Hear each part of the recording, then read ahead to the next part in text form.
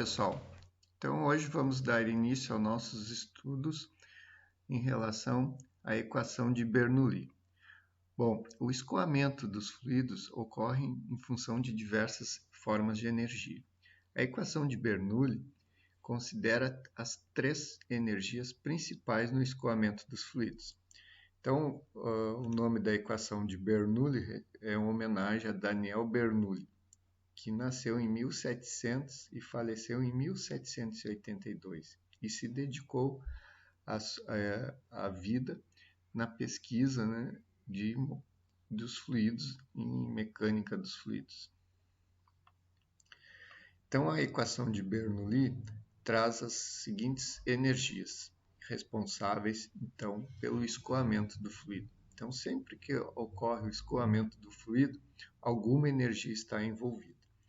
Então, nós temos, segundo Bernoulli, a energia piezométrica dada pela pressão e pelo peso específico do fluido, a energia cinética, onde a velocidade elevada ao quadrado é dividida pela aceleração da gravidade, e o potencial gravitacional, expresso por Z1 e Z2, onde é a referência, né, da cota entre o ponto da tubulação a um plano imaginário. Então, segundo Bernoulli, o somatório dessas energias em diferentes trechos da tubulação ela se mantém constante. Porém, isso é possível quando se considera líquidos perfeitos, né? Ou seja, nós não temos a viscosidade. Então, a viscosidade é nula, considerada zero. Então, o atrito, né, a resistência ao escoamento não é considerado na equação de Bernoulli. Então, posteriormente, nós vamos ver como fica, né, a adequação que essa equação sofre para expressar o escoamento dos fluidos em líquidos reais. Muito bem, então o somatório das três energias piezométrica, cinética e gravitacional, elas indicam a energia total do fluido, representada pela letra H maiúscula, e essa energia total, então, ela é constante ao longo do tubo corrente, né, ao longo de uma tubulação, considerando, então, líquidos perfeitos. Bom, vamos ver, então, isso, uma aplicação da equação de Bernoulli numa situação exemplificada na figura abaixo.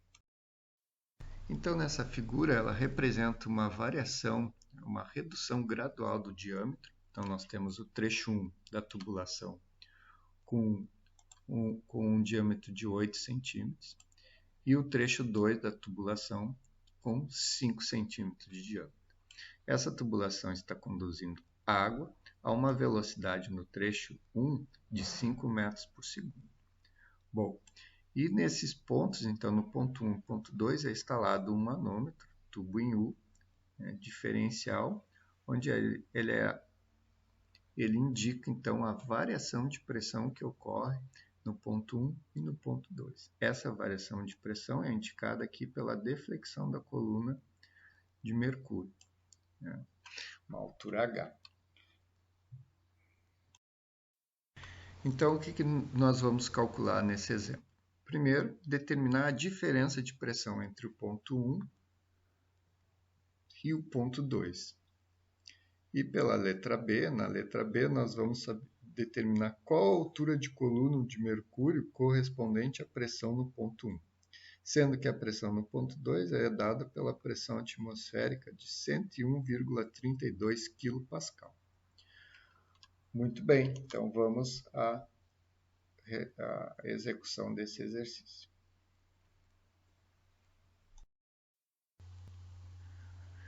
Bom, então vamos na primeira etapa identificar as energias envolvidas no escoamento do fluido. Então, utilizando a equação de Bernoulli, nós vamos verificar entre as energias piezométrica, energia cinética e a energia gravitacional, quais que atuam no sistema proposto. Então vejamos que a energia piezométrica então, é dada pela diferença de pressão registrada aqui pelo manômetro tipo U. Então, nesse caso, a pressão vai existir. Em relação à energia cinética, ela vai ocorrer porque nós temos uma diferença, né, uma variação do diâmetro do trecho 1 para o trecho 2. Então, sempre que ocorrer a variação de diâmetro, vamos ter variação da velocidade. Então, a energia cinética atua no escoamento do fluido. Bom, e o potencial gravitacional, então, nós traçando um plano horizontal entre os trechos 1 e 2, verificamos que os pontos estão no mesmo plano. Consequentemente, o potencial gravitacional Z1 vai se anular com o potencial gravitacional Z2. Então, reescrevendo a equação de Bernoulli, nós vamos ter que a energia piezométrica no ponto 1 mais a energia cinética do ponto 1 equivale à energia piezométrica mais a energia cinética no ponto 2. Veja, então, são essas energias que atuam no sistema proposto. A partir daí, nós temos que encontrar, então, a velocidade do ponto 2, para, então, podermos calcular a diferença de pressão entre o ponto 1 e o ponto 2. Então, o cálculo para a velocidade no trecho 2, nós vamos precisar da velocidade no trecho 1, o diâmetro no trecho 2 e no trecho 1. Então, verifiquem as unidades, né? Nós estamos aqui com os diâmetros em centímetros, nós precisamos passar todas as unidades para metro, né? Respeitando assim o Sistema Internacional de Unidades. E para esse cálculo nós temos duas opções. A primeira é calcular a vazão no trecho 1 pela velocidade e a área desse trecho, e posteriormente, então, calculamos V2, onde vamos usar a vazão e a área no trecho 2. A segunda opção é por meio da equação da continuidade. Nessa opção, nós vamos ter que calcular a área do trecho 1 e a área do trecho 2. Assim, nós vamos encontrar em ambas opções o valor de 12,8 metros por segundo, correspondente à velocidade no trecho 2, o que está de acordo com o sistema proposto, já que quando há uma redução do diâmetro, a velocidade de escoamento do fluido deve aumentar. Próxima etapa, vamos calcular então a diferença de pressão quando ocorre a redução gradual desse diâmetro. Então, por a relação então, de velocidades do trecho 1 e o trecho 2, nós vamos encontrar a diferença de pressão de 7 metros de coluna d'água. Então, esse é o valor correspondente à leitura obtida pelo manômetro. Então, o manômetro diferencial vai indicar uma pressão, né, uma diferença de pressão de 7 metros de coluna d'água. Bom, nós podemos expressar essa diferença de pressão em quilograma-força ou quilopascal. Nesse caso, o que nós vamos fazer? Pegar a diferença de pressão, então, de 7 metros de coluna d'água, que representa a carga, né, de pressão, e multiplicar pelo peso específico da água em Newton por metro cúbico. Vamos calcular, então, o valor de 6,87 kPa, ou 68.770 pascal. Podemos ainda expressar em quilograma-força por metro quadrado. Nesse caso, o peso específico deverá ser em quilograma-força por metro cúbico. E o valor, então, do peso específico da água é utilizado de 1.000 kg-forças por metro cúbico. Então, a diferença de pressão entre o trecho 1 e o trecho 2 será de 7.000 kg força por metro quadrado.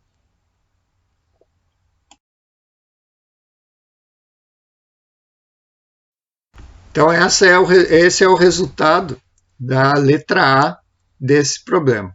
Vamos partir agora para a letra B.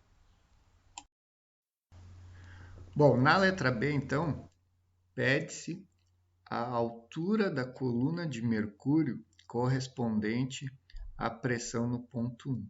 Bom, então nós calculamos a diferença de pressão entre os pontos 1 e 2 e agora queremos saber qual é a altura correspondente a essa diferença de altura.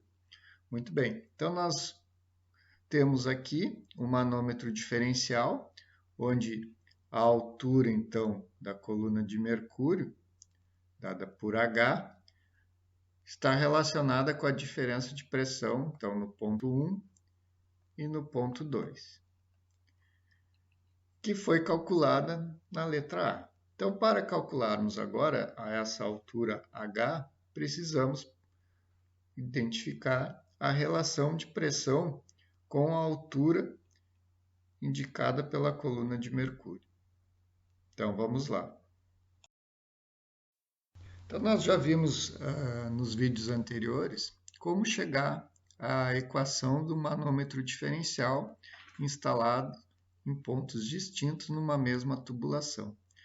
Então, a equação correspondente é dada pela diferença de pressão entre o ponto 1 e o ponto 2, e essa diferença de pressão, então, é igual ao peso específico do líquido manométrico menos o peso específico do líquido, que a tubulação conduz, vezes a altura da coluna do líquido de mercúrio, ou do líquido manométrico.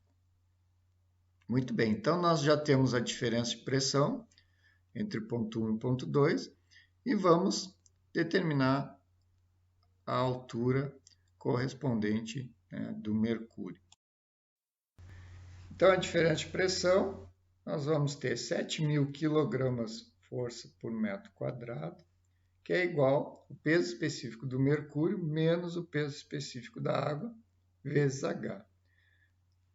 Então, nós vamos ter que 12.600, né, vezes H é igual a 7.000. Então, fazendo a divisão de 7.000 por 12.600, vamos encontrar uma altura da coluna, então, de mercúrio de 0,55 metros, ou 55 centímetros. Então, essa coluna de mercúrio que corresponde à diferença de pressão de 7.000 kg força por metro quadrado. Muito bem, então essa é a resolução desse exercício. Qualquer dúvida, deixem nos comentários e até a próxima. Muito obrigado.